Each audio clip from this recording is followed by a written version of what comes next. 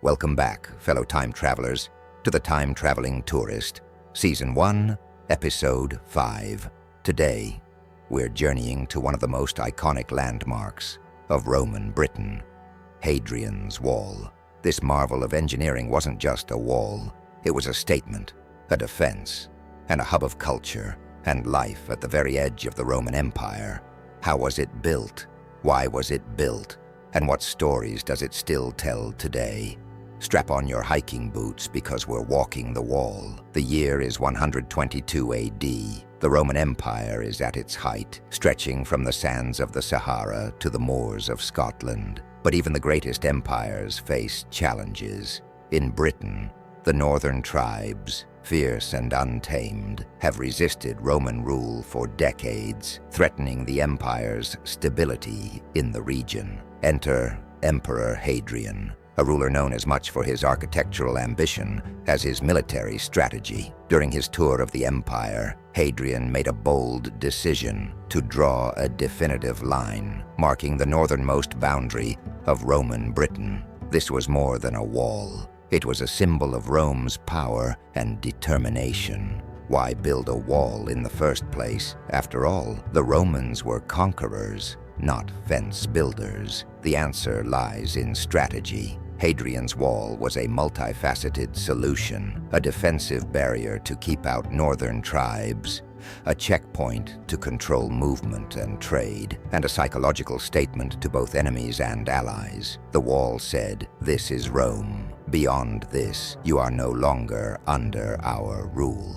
It wasn't just a physical barrier, it was a controlled border, with gates allowing trade and communication, and watchtowers to monitor any incursions. Imagine it as an ancient version of customs and border control, only with more swords and fewer stamps.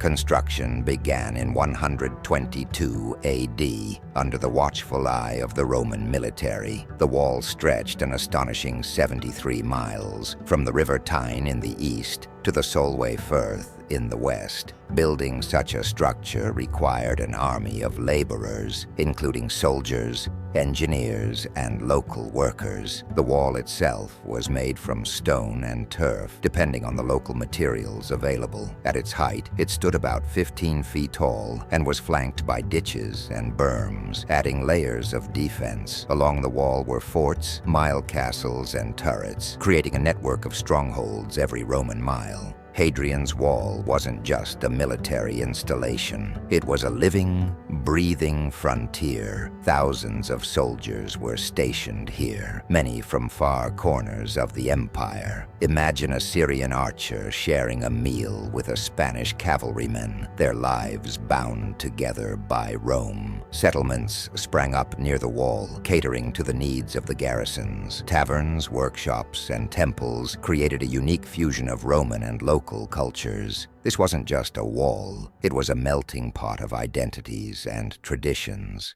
To the tribes of the north, the wall was both a challenge and an insult. For them, it symbolized the division of their lands and the encroachment of a foreign empire. Yet it also presented opportunities for trade, negotiation, and, occasionally, a good old-fashioned raid.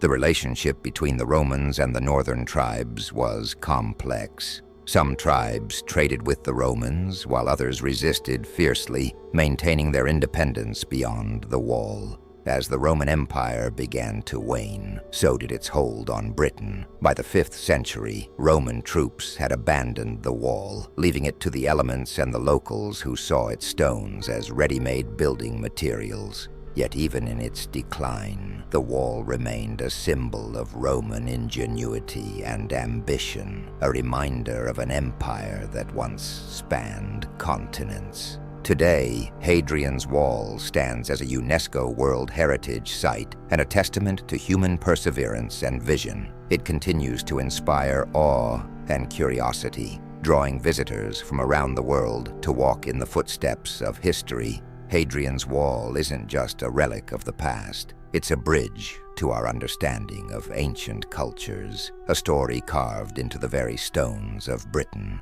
Imagine life as a Roman soldier on Hadrian's Wall, daily patrols, harsh winters, and the constant threat of raids. For these men, the wall wasn't just a structure, it was their entire world. The wall wasn't just a barrier, it was a meeting point for cultures. Local tribes sometimes traded with the Romans, while others saw the wall as a symbol of oppression.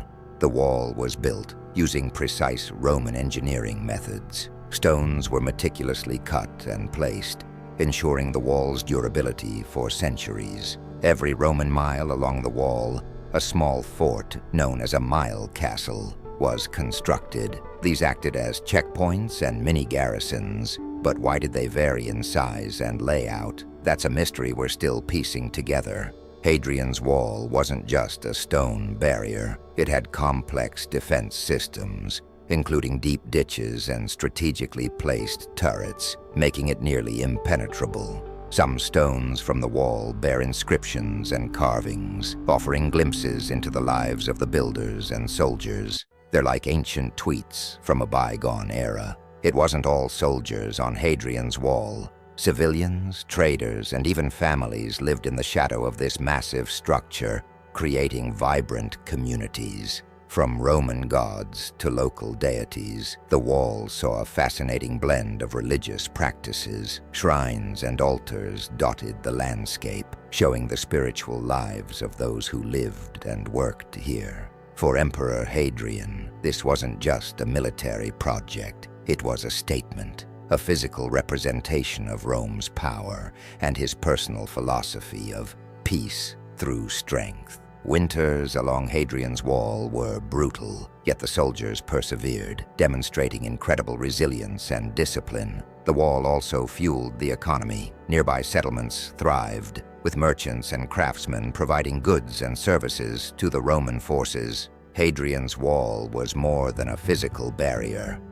It was a psychological one, a reminder to Rome's enemies of the empire's might.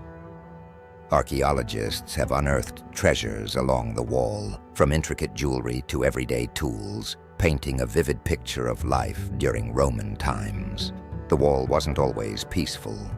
Rebellions and skirmishes erupted, testing the strength and resolve of the Roman garrisons. As the Roman Empire weakened, Hadrian's Wall was gradually abandoned, but its stones remained, a testament to its builders' ingenuity. During the medieval period, stones from the wall were used to build churches and castles, blending Roman craftsmanship with medieval history. Over time, legends grew around the wall. Some stories spoke of ghosts, while others claimed it was built by giants. These tales added to its mystique. Today, efforts are underway to preserve Hadrian's Wall, ensuring future generations can marvel at this ancient wonder. Hadrian's Wall is more than a British landmark. It's a global treasure, drawing visitors from all over the world. Hadrian's Wall was one of the earliest examples of monumental border construction, influencing walls and fortifications throughout history. Our journey along Hadrian's Wall ends here, but the story continues. In our next episode, we'll uncover the fierce rebellion of Boudica, the warrior queen who defied Rome. What drove her to rise against the empire, and how did it shape history? Stay tuned for an epic tale of resistance and rebellion. You won't want to miss it. If you enjoyed this episode, don't forget to like, subscribe, and hit that bell icon for more adventures with the time-traveling tourist.